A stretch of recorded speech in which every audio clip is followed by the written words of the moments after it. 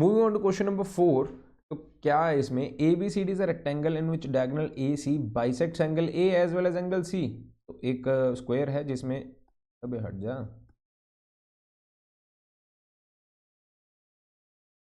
चलो, ABCD is a rectangle in which the diagonal AC bisects angle A as well as angle C. Show that ABCD एक square है। तो हमारे पास ये आ जाएगा एक रेक्टेंगल, हमने इसको प्रूव करना है कि ये एक स्क्वायर है, यानी कि सभी साइड्स इसकी सेम करनी है, कर देंगे, कोई दिक्कत नहीं है। ABCD जैसे हमने पैरेललोग्राम से रोम्बस प्रूफ किया था वैसे ही हम इसको भी करेंगे, कोई दिक्कत नहीं है। तो this is the angle 1, this is the angle 2, this is the angle 3 and this is the angle 4। Naming कर दीजिए, 1 2 3 4, ईजी रहेगा आपके लिए भी।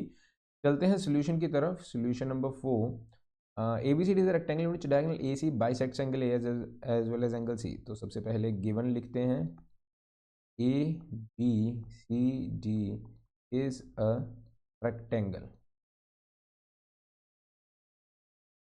सेकेंड चीज़ इन्होंने दी है 1 and 2 are same and 3 and 4 are also the same. तो these are the given things. Now next we are gonna to show में बेटा ये जो दोनों चीज़ें दी हुई हैं यही यहाँ लिखी जाएंगी, तो टू शो आप लिख लेना। मैं अभी चलता हूँ प्रूफ, ज़्यादा लेंथी नहीं करेंगे इस video.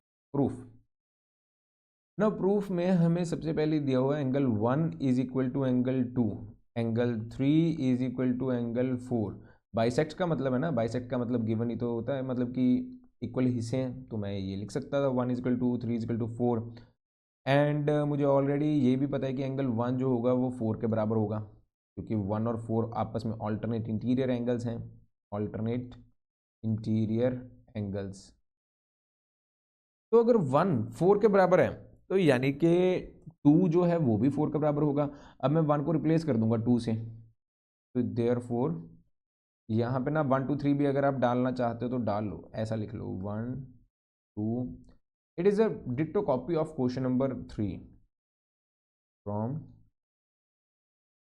1 2 and 3 angle 2 is equal to angle 4। अब इसका यूज़ कहाँ पे करूँगा, देखिए मुझे नीचे वाला ट्राइंगल ले लूँगा ABC, सबसे हाँ नीचे वाला ट्राइंगल ले लेंगे ABC। In triangle ABC angle 2 is equal to angle 4, फिर से मैं वही थ्योरम लगाऊंगा, AB is equal to BC के बराबर हो जाएगा। अगर दोनों सामने वाले एंगल्स इक्वल हैं तो AB is equal to BC। Theorem मैं लगाऊंगा sides opposite to equal angles, sides opposite to equal angles. अगर कोई भी साइड इक्वल एंगल्स के ऑपोजिट हो तो वो साइड्स भी सेम होती हैं, यही ये थ्योरम कहती है। तो देयरफॉर अगर मैंने साथ वाली साइड जैसे पैरेललोग्राम में इक्वल की थी तो वो रोम्बस बन जाएगा, रेक्टेंगल में इक्वल करूंगा तो वो स्क्वायर बन जाएगा। Therefore ABCD is a square. तो ये तो बेटा आ गया कि ये स्क्वायर है। Now we have to prove that diagonal B bisects angle B as well as angle D. अब ये स्क्वायर है, ठीक है, एक स्क्वायर के तहत इसको सॉल्व करेंगे। दिस इज अ क्वेश्चन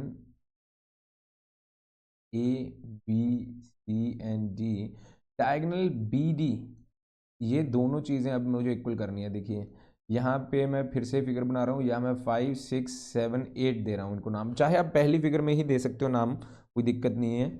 मैं इस कारण से नहीं दे रहा ताकि फिगर थोड़ी सी अच्छी बन जाए और आपको समझ में बेटर आ जाए। चलिए शुरू करते हैं। अब ये एक स्क्वायर है, देखिए स्क्वायर होने के कारण इन ट्राइंगल, इस थ्योरम का मैं उल्टा भी यूज़ कर सकता हूँ। इन ट्राइंगल BCD कैसे यूज़ करूँगा मैं अभी दिखाता हूँ। In triangle BCD BC is equal to CD, because ये साइड्स ऑफ स्क्वायर है ना, मैंने स्क्वायर तो प्रूफ कर ही दिया। साइड्स ऑफ स्क्वायर कॉन्ग्रेंसी के तहत भी हो जाता है, काफ़ी टीचर्स कॉन्ग्रेंसी से करवाते हैं, लेकिन this is a easy part, ठीक है। तो मैं यही कोशिश करूंगा कि आपको इजी चीज़ें करवाऊँ। BC is equal to CD, therefore angle 5 is equal to angle 7। 5 और 7 सेम आ जाएंगे, वो भी बच्चों पे डिपेंड करता है, किसी को कॉन्ग्रेंसी ईजी लगती है ज़्यादा, किसी को ये चीज़ें लिखनी ईजी लगती हैं ज़्यादा, ठीक है, वो आप देख लेना कि कैसा ठीक लगेगा। Angle 5 is equal to angle 7, तो यहाँ पे मैं लिखूंगा angles opposite to equal sides. अगर साइड्स इक्वल हों एक ट्राइंगल की तो आमने सामने वाले एंगल्स भी इक्वल हैं, अगर आमने सामने वाले एंगल्स इक्वल हैं तो साइड्स भी इक्वल हो सकती हैं, जैसे मर्जी आप समझ लीजिए। Angles opposite to equal sides, चलो ठीक है, angle 5 is equal to angle 7 हो गया। एंड ऑल्सो यहीं पे लिख देते हैं also angle 5 is equal to angle 8 and angle 7 is equal to angle 6। इनका रीजन क्या आएगा? Alternate interior angles. अब आप ये देखिए 5 और 7 दोनों बराबर हैं। अब 5 के बराबर 8 है तो इसका मतलब 5 7 को मैं अब रिप्लेस कर दूंगा 6 से, सो 5 एंड 6 से सेम हो जाएंगे। अगर मैं 7 को रिप्लेस कर दूंगा 8 से तो 7 और 5 को रिप्लेस कर दूंगा 8 से तो 7 और 8 भी सेम हो जाएंगे। तो आपको इतना उलझन में नहीं पड़ना, आपको डायरेक्ट लिखना है from above angle 5 is equal to angle 6 and angle 7 is equal to angle 8, hence prove. आपको इतना उलझन में नहीं पड़ना, एक बार मैं फिर से समझा देता हूँ। यहाँ पे देखिए 5 एंड 8 दोनों सेम हैं। अब 5 को रिप्लेस कर दो 7 से, क्योंकि 5 और 7 भी सेम है तो 7 इज इक्वल टू 8 आ जाएगा, यानी कि ये डी बाइसेक्ट हो रहा है। ऐसे ही 7 इज इक्वल टू 6 है, 7 को रिप्लेस कर दो 5 से तो 5 इज इक्वल टू 6 हो जाएगा, यानी कि बी को भी बाइसेक्ट कर रहे हैं। इसी तरह आपका क्वेश्चन नंबर 4 कंप्लीट हो जाएगा। Now we are left with the 3 questions. अब उनकी तरफ चलते हैं। कंपाइलेशन चाहिए, मैं एक बार फिर बता देता हूँ। कंपाइलेशन चाहिए, वीडियो के लिंक जब डिस्क्रिप्शन खोलोगे वहाँ मिल जाएगा लिंक। पीडीएफ चाहिए तो वही लिंक मिलेगा, सभी चीज़ों का लिंक मिल जाएगा वहाँ।